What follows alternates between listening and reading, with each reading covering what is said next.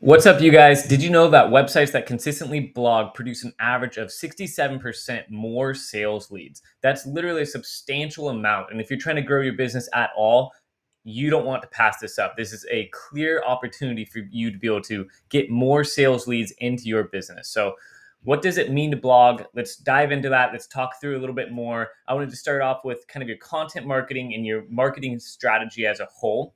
So, as you can see here, content marketing right here in the center, it's obviously pretty important. But what you're looking at here is a little breakdown. You can do content marketing through social media, you can do it through advertising, you can do it through educational content, which is actually basically mostly blogs on your website. You can also do courses and so on as well, or different, ebooks, things along those lines. But blogs on your website can often be educational, and blogs on your website are a really good way to produce content marketing for your business to drive those sales leads. Like we talked about, 67% more sales leads for websites that have a blog and consistently are blogging. So let's dive into that. For people who are fresh and learning here, how do people get to your website from a search engine? So there's pretty much two different ways. If somebody's getting onto your site through a search engine, people are either going to directly search your website URL. So they're going to type it in www dot whatever, or even just your website.com or dot whatever it is, and they'll go directly to your website. That's obviously kind of the golden standard. That's what you want people to do because you don't want them to be bombarded by a million other options. But that's extremely hard to do. It's not easy to get somebody to go type in your exact website. They have to be knowing that they're looking for you specifically, which generally means that you're a big brand and you're already kind of past a lot of these hurdles here.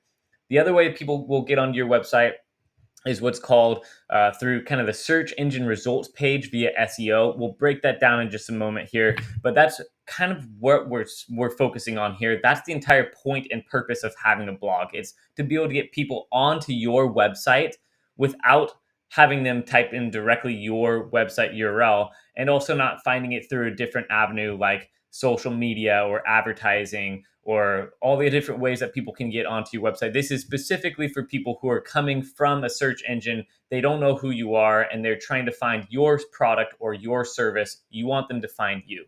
So let's dive into that a little bit further. We're going to break down how search engine result pages work. So when somebody jumps onto Google, they type in a specific search phrase. So they would type into the Google like pest control or whatever it is that they're looking for, mold inspection for my house. And what they're going to get is they're going to get a list of results that Google presents the most relevant and authoritative options in that specific search result there. Obviously, this is going to vary depending on exactly what the user types in, and we can dive into that further. That's going to be more kind of keyword and then long tail keywords and so on. But we can dive into that later. What does Google consider as authoritative? So it pretty much breaks down like this. Public approval is such a big one. Google considers what other people think about your website as authoritative, but how do they really do that? There's a couple different ways. One of the ways they do that is by backlinks. If other websites are linking back to your website, that's going to tell Google, hey, other people think that this information is credible and you should consider this as more authoritative. If you have really important websites linking back to your website, they're going to think all the more of that. So let's say like Forbes or New York Times or Fox News or whatever it is, some of the big sites are actually linking back to your website. Then they're going to be like, okay, this is an actual website. It's not just a scam. It's not just a made up website that popped up overnight. There's actually people who know about this website and are actually using it. So that's considered public approval there. The other way people can do that is when Google does show your content to people for a specific search inquiry, did users click on it and was their time on page appropriate? If they're looking for a really quick answer, then their bounce time should be pretty fast. And Google's going to consider that appropriate if they close out the browser after they bounce out of there. But if they bounce off of your website and they go back to that search engine result page that we were looking at just earlier, this search engine result page, they're gonna Google's gonna, and maybe they click on another link, or maybe they refine their search a little bit and they click on another link, then Google's gonna be like, that website wasn't very relevant to the person's search query, or it didn't actually answer their search query. So on these search engine result pages, like pretty much all of you have probably seen, it's in a list and it goes down and goes down and down. You can scroll, you can scroll, and can scroll. The goal is to get above the fold, like 80 or 90%, it depends on the specific thing. Clicks, 80 or 90% of the clicks happen above the fold. So before the user even has to scroll down at all, they just want to be able to select one of those options right there, because Google's going to consider that, or people just generally consider that as the most relevant to what they're looking for and the most authoritative. They basically trust Google that Google's presenting them the best information there. So like I said, if a user clicks on your website or clicks on a website that Google showed and they find what they're looking for and they close the tab, that's considered public approval. And they're going to consider that as upping your authority. And obviously it all takes a long time. Google doesn't just like, oh, one person liked what they wrote and it ups your authority and your ranking and so on, but it's going to be over time. So keep that in mind. This is where the consistency really comes in. And if Google sees a website that jumped in there and within the first month they posted a lot of content and then they never post again, or they post, once a year after that, Google's going to be like, they're not really actually feeding the public information that they actually are needing. So consistency is really key there. If a user doesn't find what they're looking for and goes back and clicks on another link or refines their search, then Google's gonna be like, that wasn't relative, and it can potentially hurt your rankings if you have a lot of people bouncing off of your website, and if you have a lot of people bouncing off your website. So keep that in mind. Yeah, so above the fold scroll means without having to scroll. So that's a quick breakdown of the search engine results pages and how those work. So now let's dive into how search engine optimization works. So a website publisher wants to show up in a specific search. What that website needs to do is organize the content for the search engine like Google to deem your content as relevant to that specific search phrase. And the way that Google does that is by keywords and by a lot of different things. There's some that are what I kind of like to consider the invisible organization structure, and this is by like adding meta tags, it's by page titles, it's even your slug on your pages, it's your meta descriptions, basically a summary. So when somebody types it in and they're looking on that results page, the SERPs page there, they see the page title and then they see a quick little summary of what that page is about. You get to choose what that's going to be there, and so on. And alt image text, if somebody's searching via images, Google's going to organize all of the alt image text. And if somebody searches, pest control for snakes, and you have an image there that the alt image text is pest control for snakes, you're going to show up. That image is going to show up inside of that. So you want to keep that in mind.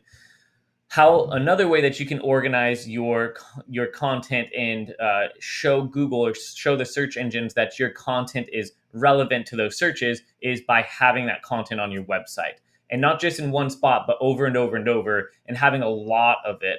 And in order to rank for certain keywords, you need to be able to rank for other keywords, and it's kind of all interwoven together, because Google doesn't want to just be like, oh wow, they have pest control 10 times on their website, but they never talk about what it is. They never talk about how they do it. They never talk about, any of those things. So, whatever it is, like how they do it, like the chemicals that they use or the not chemicals, and how they do it compared to their competitors, and the best ways to do it, and so on. So adding content on your website is really important for Google because Google will crawl your entire website and know if you actually know what you're talking about. It'll also be able to figure out if you have more relevant content on a specific topic, and it'll give you that authority that we were talking about earlier.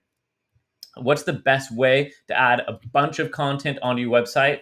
Quite frankly, it's blogging. That's pretty much the best way to add just so much content on your website. And the best part about that is you can show your specific expertise in your specific industry and niche. So, example, like we're going back to pest control here. If you're blogging a lot about Pest control, especially inside of a certain location. Let's say you're in the Pacific Northwest and you want to make sure that you are covering every single bug option inside of the Pacific Northwest. You want to make sure that you are talking about how the best ways to treat it, when the best time of year it is to treat it, when the most likely time you're going to be attacked by specific pests, and how to make sure that you are being proactive about that and everything along those lines. So this is really blogging is really a great opportunity to fill your website with SEO rich content, which is a great way not only to serve your customers really, really well, but a great way to get those 70 or 67% more leads there. So one of the best things to do in blogging is always follow Google's best practices. A lot of the other search engines follow Google's best practices and so on. So, what are those best practices? User experience right now is king. You want to make sure that anybody who's jumping on your website, they have a really easy time getting around your website. They have a really easy time finding the specific information that they're looking for. They have a really easy time knowing who the website is, what they're about, how to contact you.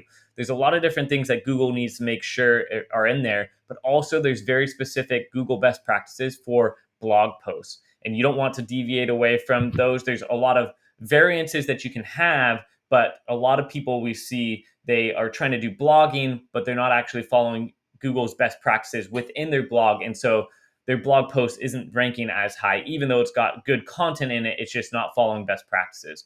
Some of those best practices are like internal and external linkings. You want to make sure that you're linking to other pages on your website, which you could be linking to your service pages, or you could be linking to other blog posts. You can link to your contact. You can link to whatever it is, your internal linking. This gets more and more complicated the more content you have on your website, but the more content you have on your website, the more options you can interlink. And external linking as well. Google wants to know that you are actually sending people to credible information as well. And so you can send them to some of the big websites, again, some of those major ones like New York Times, and some of the other ones that are just like Forbes and whatever. So the big websites that are actually considered from Google as very authoritative. And that's a really good way to kind of follow Google's best practices. You want a certain number of those within your content based on how long it is and so on. Consistency, again, that's a key of how to make sure that you're following Google's best practices. We can dive into that a little bit more in a second. And again, when you are blogging, you want to make sure that you're doing it with the user's end goal in mind. So what did the user specifically search for? Were they searching for an answer to a question? Were they searching for a service? Were they searching for a product? Were they searching for reviews about products? What were they searching for? And make sure that you're blogging about that specific topic so that then you can actually answer that question. And it's interesting, the long tail keywords, like if somebody was saying like, what's the best washer and dryer for my small space? And they could be looking for reviews or just a single answer, whatever it is, but it's your opportunity to choose how you want to answer that user's question. And then you get to actually specifically put that information in front of them if Google thinks that it's actually answering their question. It's the most relevant out of everything else out there, and you have the highest authority in that specific area that you're talking about. If you've never talked about appliances before and you're a pest control website, you probably aren't going to be blogging about that in the first place because it's not going to help you, but also you aren't going to have very much authority in it. Google considers again, it crawls your entire website and it's going to consider all of it as whether you have authority in that specific topic or not. And implementing strategic keywords. If you're a pest control company, you want to make sure that you're in the Pacific Northwest again, within your blogs and most of your blogs, you want to make sure that you're kind of sprinkling in lightly specific keywords that are really hard to rank for. Each keyword has keyword difficulties and so on. We can dive into that more in future lessons here. But each keyword, like pest control, if you just try to rank for pest control, that's going to be a pretty hard keyword to rank for. If you're trying to rank for, show up inside the results, that's what I'm saying, rank here. If you're trying to show up in the results for pest control in the Pacific Northwest, that'll actually be easier than just the generic pest control. If you want to show up for pest control in the Pacific Northwest raccoons, that's going to be even easier to show up And because there's probably not very many people who have written about specifically raccoons in the Pacific Northwest regarding pest control. And so you have that opportunity there to be very specific. But when you're writing your blogs, you want to make sure that you are not keyword stuffing, because Google is going to ping you or dock you for that. It's going to basically consider it as not very credible information, because there's spammy websites out there that are just trying to get clicks and traffic, and so they'll just stuff their content full of specific keywords. And at first, like years and years ago, it was working, they were actually getting traffic, but Google's gotten smart and they canceled all that. So you don't want to stuff keywords inside of your content. You want to make sure that's spread out sparingly but very strategically. And also, Google, some of the best practices again is actually following the way that your blog is actually structured. So it's going to want to have like an H1 for your header. It wants H2s for subheaders, and then you can do H3s under H2s for that, and make sure that it flows really well. And those are some of the ways that you can actually implement keywords inside of like those headings, the headers, like the H2, or even inside, if you have a very specific keyword you want inside of an article, it's best to put that core keyword inside of your article title. And then you can put secondary keywords inside of your H2s. And sometimes you can put your core keyword inside of your H2s. You just don't want to, again, keyword stuff inside of all of it there. So consistency is key when you are blogging. So I wanted to show you guys this quick little breakdown here, this graph. This is a very, we're zooming in too much. All right, there we go. This is a very classic scenario of what people expect when they're starting to blog versus the actual reality. People expect the blue line. They expect that as soon as they start blogging, they're going to immediately start getting traction, and their traction is just going to grow perfectly in a straight line. But in reality, actually, in really reality, it's not even as smooth as this red line here. But in reality, what it is it takes a long while for you to actually get any traction. You finally start getting a little bit of traction, and then all of a sudden, as Google deems you as more and more authoritative in your specific niche, what you're actually talking about, you're consistently producing that really good content that is up to par with Google standards and best practices across the board. You're getting internal, external linking properly, but you're also getting backlinks from other websites to your website because you are producing good content. Your traffic starts growing exponentially. And this graph could obviously be much larger, but if you actually do it properly, consistently doing high quality content, you can grow your traffic pretty substantially, not immediately, but over time. And that's what you need to keep in mind, is consistency is key here. If you try to pump out a bunch of content here, it's not going to raise your traffic a lot. If you consistently pump out that same amount of content over a while, Google will favor that more and more and more. But if you consistently pump out a lot of content all the time, Google's going to like that even more, especially if it's, again, abiding by all of their best practices. All right, you guys. So that was a quick breakdown of how using a blog on your website can actually help you get more people from search engines onto your website. So again, this the average website that has a blog consistently will get 67% more sales leads, and that's a huge substantial amount there. So you want to make sure that you are not passing this up. And the best part about all of this is that it is very affordable. Paying for ads, it's a one and done. You pay for that impression or that click or whatever it is, and you'll never get, unless they became on your newsletter or whatever, you never get to monetize that again or get that sales lead again. With your blog, it actually, over time, as long as your content is good, you'll get more and more and more traffic over time. So it actually compounds. There's a compounding interest here that you get from blogging consistently, and it's way more affordable than actually paying for ads. The amount of traffic on your website you can get is way substantially more affordable than paying for ads. And the best way to do that is consistently blogging. And I'd love to encourage you to jump on a Magic Blog right now. You can jump into Magic Blog and check out our auto blogging feature there, where you can literally plug in exactly what you're wanting to be blogging about, and it'll consistently produce quality content that follows Google's best practices, and it'll post it on whatever frequency and cadence you are specifically looking for. So that's one of the best ways to just literally get a blog going. Very affordable, so much more affordable. And you can just jump right into that today. I'd encourage you to go sign up. You can go to www.magicblog.ai to jump onto Magic Blog, and you can even start writing for free right now. So go ahead and start trying that out. And yeah, that's what I have to say for you today. Make sure to not skimp on your blog. It's an easy way and pretty much free way to get a bunch of traffic and literally 67% more sales leads on your website. So go check that out today, and I'll see you next time. Cheers.